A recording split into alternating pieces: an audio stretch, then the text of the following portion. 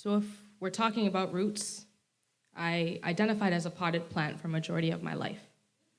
I was just a stem taken from somewhere else, put in new soil, meant to be called home, and all my life I failed to see the roots that made me, that gave me these one-of-a-kind colors and these one-of-a-kind petals, masking my beautiful smell with notes of embarrassment because I smell so different. I tried to deny that part of me, but shit, yo. It's true when they say the apple doesn't fall far from the tree, because this racial ambiguity was just playing tag with the heritage right in front of me, and I could try to deny it, but that's what they wanted me to do, right? Except flaunt my petals as a party trick when they wanted me to. I had the rhythm they wanted so bad, I'd lead crowded parties like it was a dance class. I was just another Christmas poinsettia left out to dry after New Year's, after the sun went down, after I couldn't be a source for their oohs and ahs. I went in and out of season so quickly for them, and I was so special, and they wanted to be special too. Uttered the N-word just because I did, they thought it was okay too. So I dulled the thorns the word carried in their mouth. Shit, they could hold it between their teeth and do a tango with it if they wanted, because they loved the way my petals blossomed, but no one actually wanted to water me. Look at my care instructions and read me carefully. Maybe it's because these roots seem so scary. No one wants to dig deep. See, it's ancestry, it's history, not even me. From my nice house in the suburbs, my vase, so to speak, I felt as though I didn't belong. I was just a genetically modified version of my mother. I'll never know her struggle because she's the self-proclaimed rose that grew from concrete. The gated fences of Trinidad streets, and my father, a half and half man from the Montreal 40s, a patch of yellow grass in Verdun, a new plant species that everyone called a weed. I'll never know his struggle, but shit, here I am. The light at the end of a very long tunnel, the first sign of life after a long, harsh winter, but I don't know what that means if all I've been fed are pesticides of privilege and special treatments my whole life. But yet my father never fails to remind me that I am still soaked in Trinidad light. Beautiful under Barbados sunsets, resting in a cold Montreal winter and dancing with a Panamanian breeze, but I don't know what any of that means, so he tells me you have to dig deep. Excavate, actually. Find the truth of all your roots and all their implications, because I'm learning more and more that there's actually a world beyond my windowsill, and sometimes all of that sunshine isn't all mine, so yes, I'm a potted plant. Resting in a whole lot of patience, purity, and a shit ton of privilege, but shit, I look outside and I know I belong to a garden of so much more, and yo, I want to grow with it so badly. Thank you. Greasy haired male celebrity tells me that the Me Too movement is a quote unquote witch hunt. So rapists are innocent until proven guilty, but my great grandmother was guilty until proven dead. It is so much easier to wrongly accuse women than to confront how you wanted a heavier dowry on their heads. Child bears child out of wedlock. Girls turn in on herself. Nerve endings rupture. Muscles brace for impact. And she is able to bring new life into the world. Then men take her accomplishments and pin it on magic, on supernatural, on fantasy. And she is labeled a seductress, a practitioner of witchcraft. And when they dunked her body in the Yangtze River, she looked like every other dead teenage girl without magic. And the abusers could only say, oops, our bad. If you're looking for another reason to blame the victim, I've got rape in my bloodline. In a therapist's office, when she brings out the doll and asks me to point to where my daddy touched me, and I point to the crotch. Maybe rape prevention is the actual witchcraft, because you have to split yourself into two. Go outside, avoid your family. Stay inside, avoid strangers. Smile, don't smile, be fierce. Be meek, be loud, be soft, be young, be old, lock up your children, lock up your vagina, diffuse, disappear. Nothing is scarier than a teenage girl who knows the value of her own body. Girls who can turn garden herbs into magic cures without the help of any man. Witchcrafts were designed to poison the collective conscience, to take away everything that made us feel human, even the grit underneath our own fingernails. So don't tell me that the Me Too movement is a witch hunt, when any man who fears the reckoning deserves to become kindle fire. I've got a vengeance for reclamation. And I've been burning on the stake since I was in the womb. So when they're calling witch, they're calling for me. Who needs forensic evidence nowadays when I can just rip off the eyes, the nose, the lips of a rapist, and we see who keeps their pristine jobs and which one of us goes on trial for being a witch? People say there are three sides to every story. Their side, his side, and the truth. Well, the truth is that he died in silence.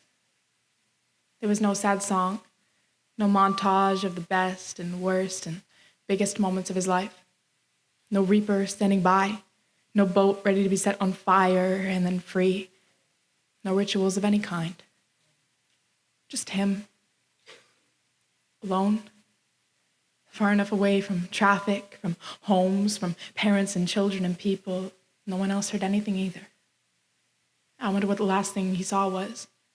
If he was conscious when they found him, if his last thought occurred at the scene of the crime or in his hospital bed, if he could hear his family crying, or if it was all still just silent. We'll never know. It doesn't matter. The facts still stand. He died, and they tried to save him, but there was nothing they could do because the method he had chosen had been a methodical decision with no room for failure. He was determined. There was nothing any of us could do except go to the funeral, try not to think about the things we never said, about the last thing he said, the last text he sent, the last song he listened to, the last note he played, the last time I told him I love him. Try not to think at all, or at least too loudly, because it's still just so quiet. The truth is, I can't blame him. I've been too close to that ledge too many times now. I get what it's like to so deeply want to die, and I'm so lucky to have a chosen family who loves me unconditionally. There have been so many times when someone has saved my life, and I'm so angry that I couldn't do that for him, and that society will just reduce him to a statistic. They strip him of his name and story, talk about all the resources that are out there and all the help that's available, but can't explain why nothing worked for him. The truth is his classmate showing up to his visitation with the imprint of a noose still fresh on his neck, wearing a low-collared shirt, begging for someone to just fucking see him, kind of like a hug from my abuser. In a public setting, his embrace like a straitjacket, eyes wide open, begging for someone to just fucking see me. But the truth is we like to avoid the grimy things in life. We prefer to stay silent. But I feel like I owe him something. Like I don't want to let him down. Like with his passing, it became my obligation to make something of myself. Like he gave up his chance, so I can't waste mine. Besides, seeing the impact his loss had on his family is enough in and of itself to keep me going most of the time. But the truth is, not a day goes by where I don't miss him, where I don't think about the marble arch and the holy doves, when every breath we drew was hallelujah. And I can't help wondering if there really is such a thing as a guardian angel, because, see, I don't believe in God, but talking to him feels a whole lot like praying. So Andrew, my baffled king, I hope you're listening. And I want you to know, since you left, it is so much harder to find joy in this world, let alone stay in it, or find comfort in all of this silence.